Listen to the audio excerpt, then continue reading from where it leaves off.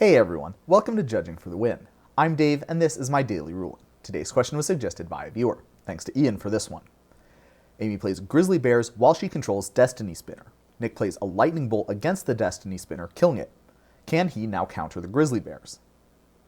So the first thing that I want to note here is that Magic doesn't use the batch system anymore. After Lightning Bolt resolves and Destiny Spinner dies, both players will have priority to cast spells and activate abilities before the Grizzly Bears spells resolves. So regardless of whether it is possible to counter Grizzly Bears, Nick definitely would have an opportunity to cast a spell here. If that confused you, check out my DDR on timing and priority for a full explanation of how that works. Now, to answer the question from the original problem statement, we'll first need to understand exactly how the effect that makes Grizzly Bears uncounterable functions.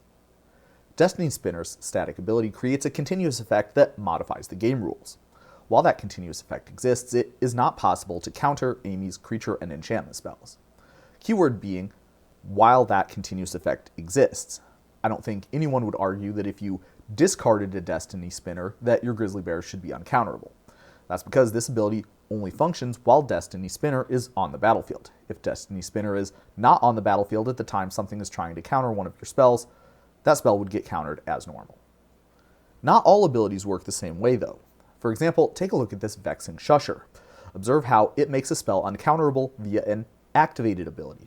Once that ability resolves, it creates a continuous effect in the game, similar to the one that we saw with Destiny Spinner, except that it affects just that one targeted spell.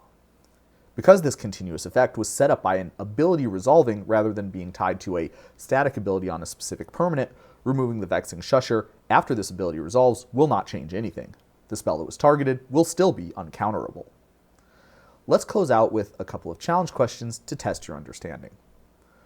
Let's say Amy has Spell Mastery and casts this Exquisite Firecraft. Nick responds by using Tormod's Crypt to exile Amy's graveyard. Can he now counter Amy's spell? And the answer is that he can. This spell has a static ability that applies as long as Exquisite Firecraft is on the stack. If Amy does not have the requisite number of instant and sorcery cards in her graveyard at the time something is trying to counter Exquisite Firecraft, that static ability will not function.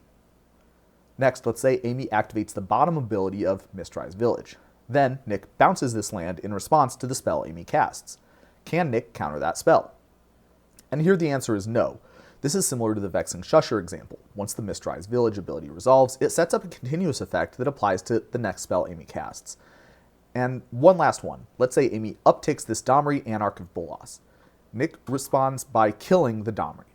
Can Amy's spells now be countered? And this is a little bit interesting, so we'll analyze exactly what happens here step by step. First, Amy activates this ability by putting a loyalty counter on Domri. If this was a mana ability, it would just resolve right away, but loyalty abilities cannot be mana abilities, so Nick does get a chance to respond.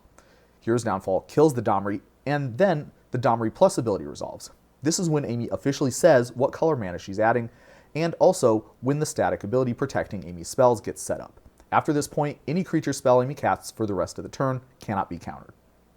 I'll share one final thing with you that I noticed while I was preparing this episode. I was doing research on what kinds of templates had been used for this sort of effect, and I checked to see if there were any cards that were worded like this. On finding no results, I realized why this would not be a great application for a reflexive trigger. I'll leave it to the comments section to speculate on why such a card is unlikely to ever see print. That's all I have for you today. How did you do? Join me again next time for another daily ruling. Until then, I hope you have a great day.